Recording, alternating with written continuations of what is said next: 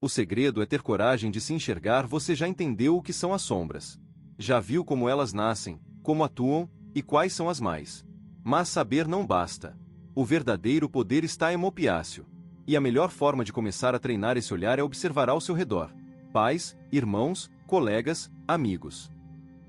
Preste atenção nos padrões. Nas frases automáticas. Não comportamentos reativos. Não que isso irrite. Não que se esconda. Não que nunca foi dito. Comece a identificar as sombras nos outros. Isso vai te dar clareza, discernimento e sensibilidade. Mas aqui está o ponto mais importante de tudo que você leu até agora. Apontar a sombra dos outros é fácil. Difícil é apontado para a sua. E é só aí que a cura acontece. A sombra não se dissolve com técnica. Ela não desaparece num ritual. Não se dissolva com um banho de ervas nem com uma meditação bonita.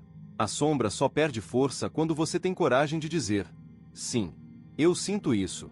Isso está em mim. Você não precisa contar para ninguém. Não precisa confessar publicamente. Não precisa ser especificado nem se envergonhar. Mas pense. Admitir. Aceitar que aquilo também faça parte de você. E então, de um lugar real, você poderá dizer: eu não quero mais viver assim. Agora, eu vou me transformar. É nesse momento que as ferramentas funcionam. A reprogrammação mental funciona. As mensagens subliminares funcionam. A desperta. O universo responde. Porque, finalmente, você parou de se esconder de si mesmo. E começou, enfim, um viver por inteiro. 9a falsa riqueza. Tem gente que ganha bem. Tem um bom salário, tem entradas, tem oportunidades. Mas, por algum motivo, nunca consegue ver esse dinheiro parar na conta. Mal o dinheiro cai, e já surge uma nova desculpa para gastar. Uma viagem que não pode perder. Uma promoção imperdível. Um parcelamento que cabe no bolso. Uma necessidade criada na pressa, não na consciência. E isso não acontece porque a pessoa é desorganizada. Nem porque ela é irresponsável. O que está por trás desse comportamento é muito mais profundo. É como se o dinheiro queimasse na mão. Como se manter dinheiro guardado fosse desconfortável. Doloroso. Quase insuportável. Algumas pessoas dizem que isso é falta de educação financeira. Mas a verdade é que, na maioria das vezes, não é. Essas pessoas sabem o que deveriam fazer com o dinheiro. Mas não conseguem fazer. Porque não é sobre lógica. É sobre identidade. Por trás de cada compra impulsiva, de cada parcelamento que aperta, de cada gasto camuflado de merecimento, existe uma razão emocional escondida. E é isso que você vai começar a entender agora. Neste capítulo, vamos desvendar os bastidores da falsa riqueza. Aquela que parece abundância por fora, mas é escassez, ansiedade e necessidade de aprovação por dentro.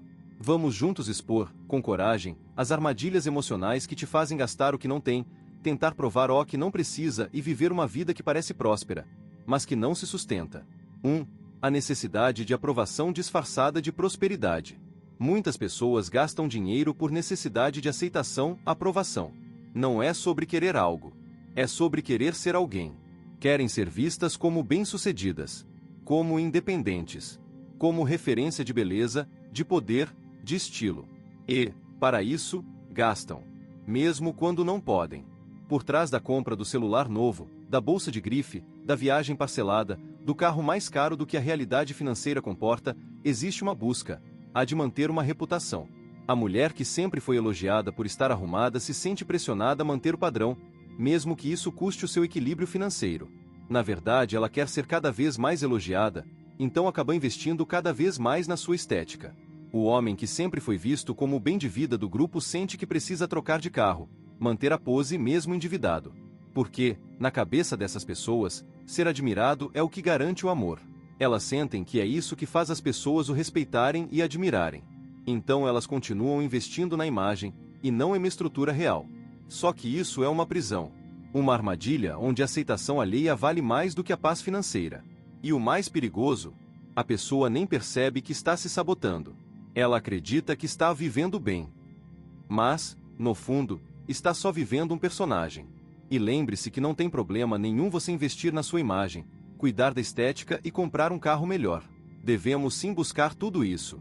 O problema entra quando você sacrifica a sua saúde financeira para que tudo isso esteja em dia. Essas pessoas vivem presas na busca de aprovação. Não são todos que têm coragem de admitir: mas elas gostam de serem vistas como bem-sucedidas pela sociedade e morrem de medo de perder essa reputação. Como se todos fossem abandonar caso vejam que ela não tem mais o poder que tinha antes. E realmente, muitas pessoas não vão mais te admirar se você sair de uma Hilux para andar em um Celta. Mas não tem problema, essas pessoas não são seus amigos. De verdade. Quem te ama vai estar com você, seja de bicicleta ou de Porsche. E geralmente as pessoas que sacrificam o financeiro em buscar de aprovação, muitas vezes têm vergonha das dívidas, não conseguem falar sobre isso, se torna um assunto delicado, aquele assunto que incomoda e tira a pessoa do ponto de paz. Isso acontece porque lá no fundo ela sabe que está fazendo errado, e essa sensação de fazer errado incomoda de olhar, então ela é jogada para onde? Exato, jogada para a sombra. Deixa ela quietinha lá, não vamos ficar olhando a fatura do cartão. Melhor nem mexer nisso. 2. A compulsão por não conseguir manter dinheiro. Há pessoas que simplesmente não conseguem manter o dinheiro por muito tempo. Elas ganham, recebem um valor bom, às vezes até acumulam por um tempo. Mas logo alguma necessidade aparece. É como se o dinheiro queimasse na mão ponto, e quando decidem gastar, raramente é com algo compatível com a realidade. Elas não pegam os 10 mil reais guardados para fazer uma compra consciente. Elas dão entrada em algo maior, assumem parcelas acima do que podem manter, criam compromissos de longo prazo mesmo sem ter estrutura para isso. Por trás desse padrão, quase sempre existe uma crença sabotadora. Eu não sou alguém que tem dinheiro. E o subconsciente, que só quer manter a coerência, dá um jeito de fazer esse dinheiro ir embora. Mesmo que a pessoa se esforce para guardar, algo dentro dela parece sempre boicotar. Surge um gasto inesperado, uma urgência, uma promoção, uma viagem. Ela diz, não vou mexer nesse dinheiro. E uma semana depois, o saldo sumiu. Às vezes, ela até se culpa. Mas repete o padrão. E só não é falta de disciplina. É identidade. É um sistema interno que não aceita o acúmulo, porque não se reconhece como alguém que tem. E o mais triste é que, muitas vezes, a pessoa já teve momentos de estabilidade, mas sempre volta ao ponto de partida. Porque o problema não está fora. Está dentro. 3. O uso do dinheiro como anestesia emocional. Pouca gente fala sobre isso. Mas uma parte considerável das pessoas usa o dinheiro como se fosse um anestésico. Não para resolver problemas, mas para não sentir. É o gasto feito no impulso, no cansaço, na tristeza ou na raiva. É o eu mereço que aparece depois de um dia difícil, de uma frustração, de um vazio que ninguém vê. É quando a compra não é uma celebração, mas uma compensação. Um alívio momentâneo para uma dor mais profunda que nunca foi acolhida de verdade. A pessoa gasta porque precisa se sentir bem, nem que seja por alguns minutos. E o dinheiro vira uma espécie de band-aid emocional. Ela não compra roupa. Compra a autoestima. Ela não agenda a viagem. Agenda uma fuga. Ela não faz o procedimento estético. Ela tenta se sentir desejada, suficiente, aceita. Só que essa anestesia tem um efeito colateral cruel. Ela passa rápido, e deixa a conta.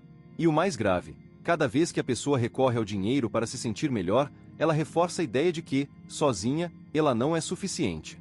É uma dependência sutil. A ansiedade vira hábito. O hábito vira dívida. E a dívida vira mais ansiedade. E o ciclo se repete. A pessoa jura que vai se controlar. Mas no próximo gatilho emocional, lá está ela, abrindo um aplicativo, entrando em um site, olhando uma vitrine. E o pior, muitas dessas pessoas não parecem compulsivas. Elas parecem equilibradas, organizadas, até bem-sucedidas. Mas vivem gastando para tentar preencher um buraco emocional que o dinheiro nunca vai conseguir cobrir. O nome disso é compensação. E enquanto a ferida emocional não for curada, o dinheiro continuará sendo um remédio fraco para uma dor muito mais profunda. 4. A armadilha de pertencer. Às vezes, o problema não é a falta de educação financeira. É o medo de não pertencer. Muita gente cresceu em famílias onde gastar era sinônimo de ser generoso, de bem com a vida, pessoa do bem, bem-sucedido. E economizar era visto como frieza, como mão de vaca, como alguém egoísta que só pensa em si. O resultado? Toda vez que essa pessoa tenta segurar dinheiro, organizar a vida, pensar no futuro, ela se sente desconectada da própria família, do seu grupo social, das pessoas que ama. É como se cuidar das finanças fosse trair o sistema invisível de valores em que foi criada. E por isso, ela se sabota. Mesmo sabendo que não pode, ela gasta. Faz questão de pagar tudo para todo mundo. Compra presente caro, faz empréstimo para viagem de família, aceita gastar em jantares que nem queria ir, só para não parecer mesquinha. E o mais perverso, ela não quer decepcionar, só quer se sentir incluída. Aceita.